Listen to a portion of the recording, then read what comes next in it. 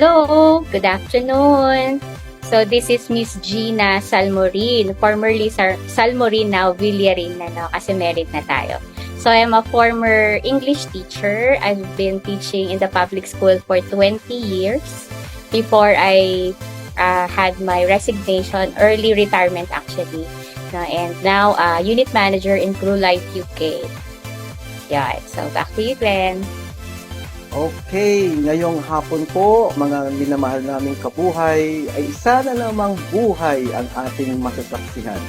Isang kwento ng karaniwang tao na may di pangkaraniwang kwento. At ito po ang ating guest speaker, isa sa mga napakalapit po sa puso ko, sa kupong kababata, kaklase at talaga pong sinasaluduhan ko ito sa larangan po ng pagtuturo dahil naging kagaya ko siya bilang isang guro. Pero titingnan natin ngayong hapon mga kabuhay kung papaano po ng ating guest speaker na isa katuparan ang isa sa mga napakatinding desisyon na kanyang ginawa sa tanging buhay niya. At yan po ay ating matutunghayan sa hapon pong ito. Ma'am Jean, dire-diretso na po tayo sa ating talakayan. Sure. Okay, nais pong malaman ng ating mga kabuhay, Ma'am Gina, kung pwede mo bang ma-share sa ating mga viewers sa ngayon ang iyong karanasan. Paano ka naging guro in the past, Ma'am Gina? Okay, so mag-ano tayo, no? Backtrack tayo sa history natin. Sige. So, if I don't know if you can still remember, Glenn, during the time na moving up tayo ng kinder tayo, my statement was, when I grow up, I want to be a teacher. I will teach girls and boys how to read and write. Yun ang exactly naalala ko. Imagine mo, at that age, parang nandun na pala yung ano ko, yung dream ko to become a teacher. But not until I graduated in high school na doon ako, na syempre nakita mo na yung mundo, nakita mo na yung reality na hindi pala teaching ang gusto ko. So, I really wanted to become a TV newscaster. Syempre, di ba? So, yun napapanood natin sa TV lagi. So, I want to be like them. Na mga ganyan. So, pero sabi ni nanay, Day, walang future dyan. Kasi, napaka-thin ang opportunity, no, na makakuha ka ng job right away. Kasi syempre, ilan lang ba ang pwedeng ma-hire as newscaster? So, compared to how many are you na nag-graduate dyan sa course na yan? So, ano yung chance mo na ikaw yung makakuha ng trabaho? So, practical, tama naman, no? In the practical sense, tama nga naman, ano. Kaya gusto ko talaga, syempre, makapagtrabaho agad sa hirap ng buhay natin, di ba? So, sabi niya, why not take education? Pero ayoko talaga maging teacher. Imagine mo, nakalimutan ko na yung kinder dream ko. Ayoko talaga maging teacher pala. Di ba, syempre, knowing na ang trabaho ng teacher, di ba, ang hirap. So, sabi niya, take mo lang, mag-exam ka lang sa West. So, sa West Visayas ako nag-take ng exam. Pero, hindi ko siya tinake seriously. Kasi, ayokong pumasa. So, in short, hindi ko siya sineryoso. May option ako to become, sabi ko kasi kung hindi ako maging teacher, mag-nurse. Kasi yung kuya ko, willing naman siya na i-support yung, pag nag-nurse daw ako, gusto niya. Pero, nung lumabas yung exam result, hinanap ko yung pangalan ko dun sa bottom. Kasi sabi ko, for sure, andito ako sa hindi pumasa. Ayun, hanggang sa nakalating na ako dun sa first page at andun ang pangalan ko sa first page. So, in short, meant to be. So, naging teacher tayo. Ayan. Pero, hindi pa yun, Glenn. Hindi pa yun yung talagang pinaka-turning point. Kasi, first year pa lang, ayoko pa rin. Parang, ayoko pa rin ng course na to. Kung may option lang ako talaga. But, dumating yung second year, doon na yung nag-majoring na tayo. So, hanap ka na ng major mo. Ano yung major mo? So, napili ko Filipino major. Pero, sarado na yung slot. Nagsara yung slot. Ngayon, last resort ko is English. But alam mo naman sa West, sobrang hirap pagdating sa English kasi sobrang tinik daw ng mga English teachers. Siyempre, takot ako. Tapos, biglang, wala lang slot. Yun na lang yung available. So, wala akong choice. First day of class namin, I met this teacher. Ang pangalan niya, hindi ko makalimutan, si Ma'am Christine Dequilia. And she made me see that teaching is the profession for me. Kasi nung nagsalita pa lang siya, nag-open pa lang siya ng bibig niya, nakita ko na sa kanya na gusto kong maging siya. Yun. So, yun yung parang pinaka-reason kung bakit I pursued the career as teacher because of that. Yan. Okay, Ma'am Jen. Talagang first time ko itong narinig mula sa iyo. Marami na tayong mga pagkakataon na nakipag-chit-chat pero hindi po tayo nakipag-umpukan sa ganitong topiko, di po ba? So talagang mga kabuhay, first time ko ninyong mapapakinggan at first time ko rin mapapakinggan mula mismo sa bibig po ng ating guest speaker na si Ma'am Gina, yung kanyang mga karanasan, experiences po pagdating po sa pagkuha niya po ng kurso at talagang malaki po yung ambag ng kanyang magulang at higit sa lahat yung kanyang teacher na nagbigay po sa kanya ng isang malinaw na ito na yung daan at tatahakin mo at ito po ay tinanggap ni Ma'am Jen. Ma'am Jen, punta na po tayo sa next question. Siyempre bilang isang guro ay marami po tayong mga hamon o challenges na nahaharap sa ating karera. Pakishare po sa ating mga kabuhay na taga-subaybay kung ano yung mga matitinding hamon na iyong nasagupa, nalabanan at napagtagumpayan bilang isang guro. Okay, so I think I'll start with paano ako nakarating dito sa Manila. Kasi if you try to think about it, dapat nasa Iloilo ako ngayon. Diyan naman ako nag-graduate. Ayan. So, ito na ang reality. No? So, nung nag-graduate ako, syempre idealistic tayo. Pagka-graduate, gusto mo, pasok ka agad. Akala mo ganun kadali. Na? As syempre, nagpa-ranking tayo sa division office, ganyan. Sumunod tayo sa sistema, everything, submit ka ng mga documents. Lo and behold, lumabas ang result. I think I ranked number 4. Parang ganon siya. Pero, excited ako kasi number 4, ibig sabihin, mabilis ka lang nakapasok, di ba? Tapos, pabalik-balik ako sa division office. Pumasok na yung rank 1, 2, 3. Pero nilagpasan ako. Nauna pa si 7, 8, 10. Sabi ko, wait lang. Di ba ako dapat yun? Ano nangyari? Ayun. Only to find out, politics is working, na? So, politics pala ang gumagana. So, dun ako na-disappoint. Kasi, bakit kailangan dadaan ako kay congressman bago ko makuha yung item? When in fact, pinag-aralan ko ng 4 na taon, no? Parang injustice naman ito. Sino ba ang dapat na nagtuturo? Kaya ka nga hinusayan mo, di ba? So parang, bakit ganun? Bakit nauna yung pamangkin? Bakit nauna yung inaanak? Bakit ganun? Ba't sila yung nandoon? So, sabi ko, I want to prove na makukuha ko yung item ko sa teaching. Hindi because of someone I know, but because I know something. Parang ganon. No, it's not who I know, but what I know. No, so yun yung gusto kong patunayan. And hindi ko siya nakuha dyan sa Iloilo.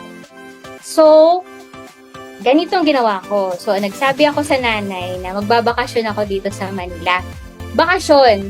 Dahil hindi ako papayagan pag dito ako maghanap ng trabaho. Alam mo yan. Hindi nga ako makakaalis ng ganun-ganun lang, di ba? So, how much more pa kung dito? Sabi ko, bakasyon lang kasi di ba yung kuya ko nandito. Tapos, sige, pinayagan naman ako. Pero yung papa, ayaw talaga. Na hindi talaga siya pumayag nun. Pero, kailangan ko nang gawin yun eh. So, in short, pagdating ko ng Manila, dumiretso ako, hinanap ko yung division office. Alam mo ba kung gaano ako adventurous? Hindi ko alam kung saan si division office. Hinanap ko siya. Ang sabi, nasa Kamuning. Nasa City Hall ng Quezon City. Pumunta ako ng City Hall only to find out na nasunog daw pala yun. So, nalipat sa Kamuning. So, hindi ko alam kung saan si Kamuning. So, ang sabi, sakay ka ng ganito, ganyan-ganyan. So, I just, alam mo yun, pagdating ko ng Kamuning, nakita ko yung nakapaskil. Nandito yung requirements. Deadline for the submission is February 13. Alam mo ba kung anong date yun, Glenn, nung pumunta ako? February 12. So, deadline is 13.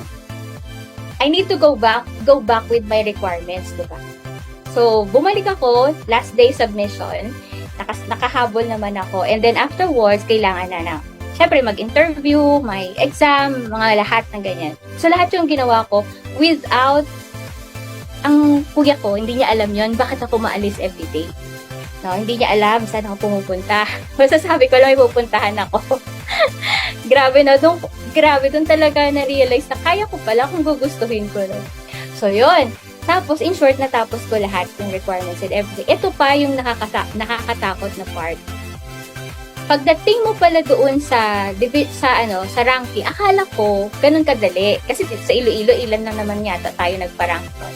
Pero pagdating sa Quezon City, Glenn, ang pila, sobrang haba for interview.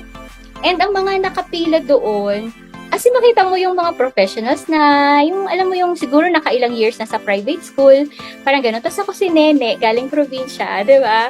Tapos ako doon sa pila. So kung mahina yung loob mo, ikaw yung, ayoko na, ano ba yan? Ano naman ang edge ko dito sa mga katabi ko, di ba? Pero, syempre, yung lakas ng loob lang yung ating dala-dala, no? Tapos yun, in short, I was able to get pumasa tayo sa ranking and what. So, ang gusto ko sabihin dito, kung gugustuhin mo talaga, magagawa mo. I mean, dapat nasa sarili mo yung drive. Hindi factor yung ibang tao for you to pursue what you really wanted to. So yun, in short, kaya napadpad ako ng Manila at dito ako nakakuha ng trabaho. Yun na siya. Wow, Ma'am Jen, talagang isang roller coaster ride talaga yung naganap sa'yo. Kakaiba at talagang sumasaludo ako sa'yo sa iyong tapang na kita. Hindi ka bumitaw doon sa pangarap mo na maging isang guro at tagapagsilbi po ng ating mga kabataan. Tama yung Ma'am Jen, sinabi mo talagang realidad, hindi na yung what I know, kundi what you know. Yes. At yan po ay talagang nagaganap po sa sistema po dito po sa ating lipunan. Until now ba? Sorry. Realidad kasi, talagang Realidad din Oo, wala tayong magagawa. Okay. Ma'am Jen, talagang nakakapanabik talaga yung bawat single moment ng iyong pagsapalaran sa buhay po ng pagtuturo. At proceed po tayo sa next. Ayan na po, nagiging guro ka na, nandoon ka na sa iyong destinasyon dyan sa Quezon City. Ngayon po, Ma'am Jen, marami po kasing mga mag-aaral na nakatutok sa atin sa ngayon, ating mga estudyante sa buong Pilipinas na nagbabalak din na kumuha ng pagiging guro kagaya mo. Ano po ba yung magiging payo mo sa kanila tungkol sa profesyon ito? Okay. Teaching kasi for me is not just simply a career. No? So, totoo siya. It's a noble job and it's a call. So, hindi lahat kasi tinawag na maging isang guro. There are people na nandyan because lang need nila. Hindi financially, kailangan na nila makasurvive. No? Kaya yan. Pero, ang totoong teacher kasi dapat, it's a passion. No? It's a passion na dapat meron ka sa puso mo. So, kaya kung if you want to pursue teaching, dapat you find it in your heart na talagang gustong-gusto mo siyang gawin. Because it's a very, sinabi ko na, mahirap siya na trabaho, guys. So, it entails yung buong pagkatao mo, hindi lang yung talino mo, no? You have to be emotionally equipped at the same time to handle different personalities, di ba? So, kailangan buo sa loob mo, napasukin mo itong karera na ito kasi dapat passionate ka kasi ang mga bata hindi ganun kadali to handle them. At susuko kasi go eventually, no? And maghahanap ka eventually, baka you'll end up na lang looking for other job kasi sabihin mo na ang hirap pala. Pero kung passion mo kasi siya, kahit anong hirap, kahit hindi ka nga bayaran di ba? Gagawin mo pa rin because it's a passion. So, dapat you find it in your heart that you really wanted to become one and ano man ang challenges na papasukin mo, kakaharapin mo yan kasi gusto mo talaga siya. Yes, Ma'am Jen, I do agree. Passion talaga yung nangunguna. And relate much talaga ako dyan sa lahat ng mga salita na namutawi po sa iyong bibig. So, para po tayo makasurvive sa profesyon ito, kailangan talaga may passion. Okay, next na tanong po. Ma'am Jen, since ilang taon ka talaga na nakahimpil dyan sa inyong paaralan dyan sa Quezon City, at nakikita mo yung, siyempre, sinabi natin pero yung realidad ukol sa educational system ng ating bansa. Ma'am Jean, tanong ko lang, ano sa tingin mo yung pangunahing aspeto, sistema ng ating edukasyon, nangangailangan po talaga ng pagbabago? Okay. Ito na. This is it. Sige. Sige, ganito. Hanggat ang hindi ang nanggaling sa education mismo system ang mamumuno, hindi siya magiging effective, no? Bakit? Kung ilalagay mo lang somebody, maybe magaling siya, no? Matalino siya, kaya niya namang maging leader on that field. Pero kung hindi siya nanggaling sa kasi, how would you understand the real situation? So, I believe na dapat ang ilagay natin sa pwesto no, sa taas is yung nanggaling mismo sa baba.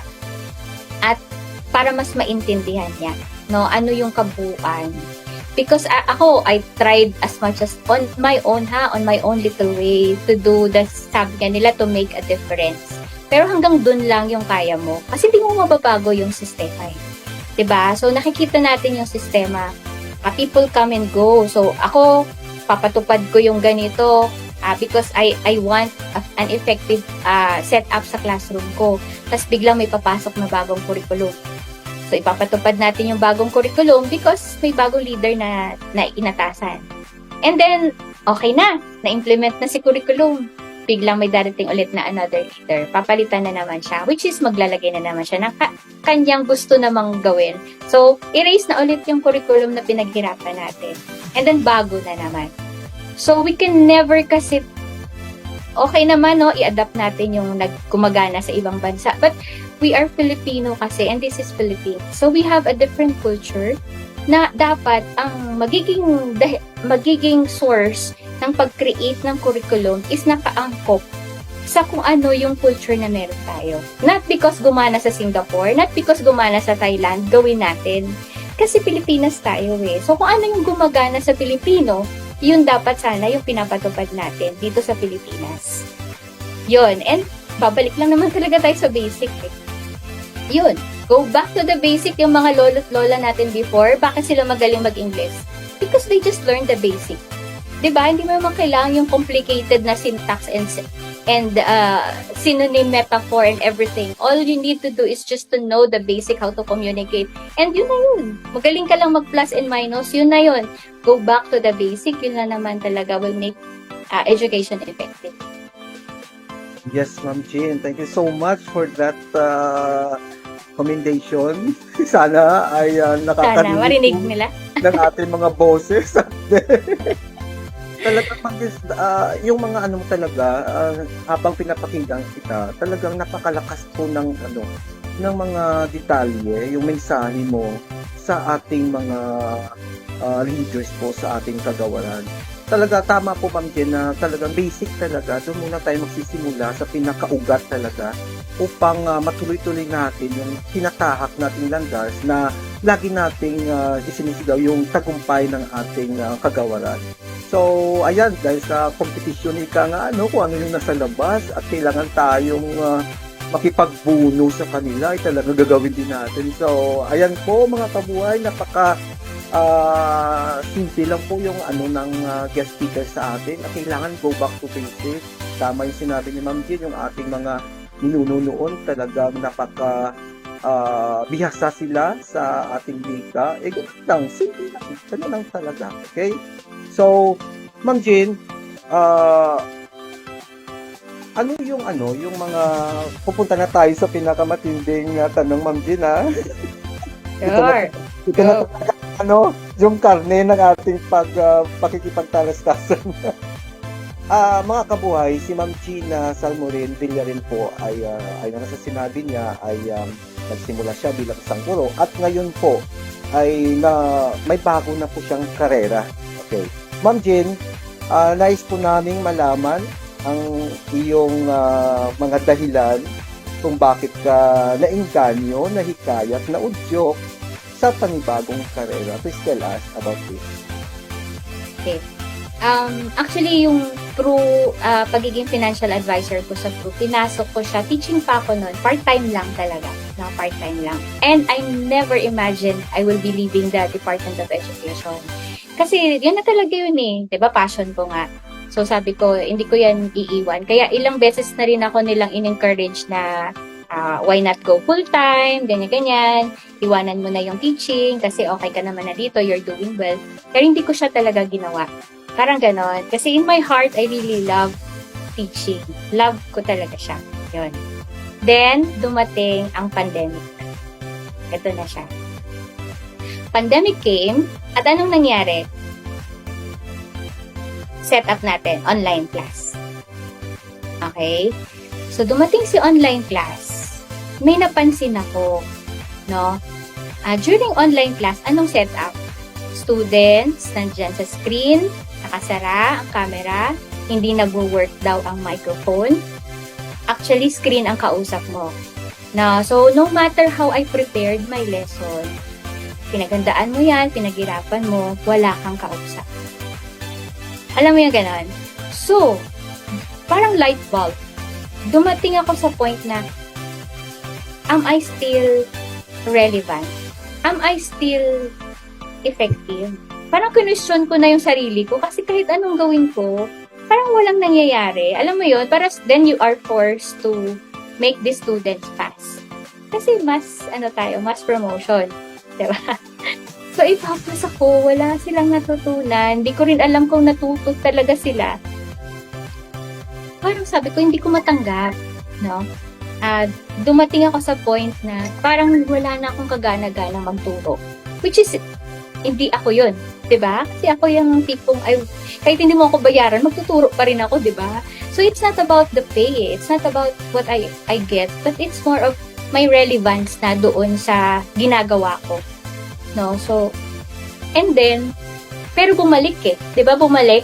After 2020, 2021, tama. Bumalik tayo. Nag-hybrid, no? Na merong online, meron na mga face-to-face, tapos pwedeng iba na sila. Totally different yung mga kaharap kong estudyante. Alam mo yung ganun? And then, dumadating ako sa frustration na bakit hindi ko na nagagawa yung gusto kong magawa. At ito, bigyan lang kita ng konting idea, Glenn. What kind of teacher ako, no? So, ako kasi yung teacher na hindi ako nagsasalita. Naniwala ka? Kaya ako lang yung teacher na hindi nagsasalita sa klase.